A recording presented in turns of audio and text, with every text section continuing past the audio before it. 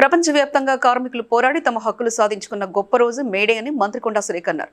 వరంగల్ లక్ష్మీపురం కూరగాయల మార్కెట్లో కార్మిక దినోత్సవాన్ని పురస్కరించుకుని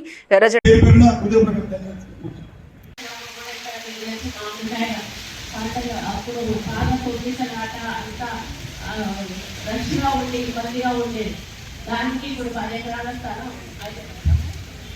10 ఎకరాలు అక్కడ మనం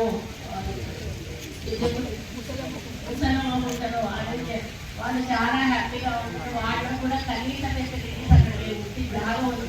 దానికి కూడా కనీస వాళ్ళకి కావాల్సిన మంచి నీళ్ళు కానీ టాయిలెట్స్ వాళ్ళని చెప్పి మా ఫండ్స్ కూడా కొన్ని కేటాయించడం జరిగింది. మేడం త్వరలోనే ఆ పనులు కూడా పూర్తి చేయాలని వాళ్ళు కోరుకుంటా ఉన్నారు.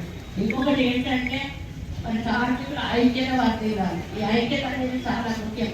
ఎందుకంటే మీకు పడకపోతుండొచ్చు, మీ కుటుంబాలు, కానీ ఈ పరిస్థితికి వచ్చినప్పుడు అందరూ కూడా ఏకం కావాలి. ఏకమని పోరాడినప్పుడే అనుకున్నది సాధిస్తారు. ఒకరికి పోతే ఆ సమస్య ఎప్పటికీ కూడా పరిష్కారం కాదు. దీని విధంగా పోరాడుతూనే ఉండాలి.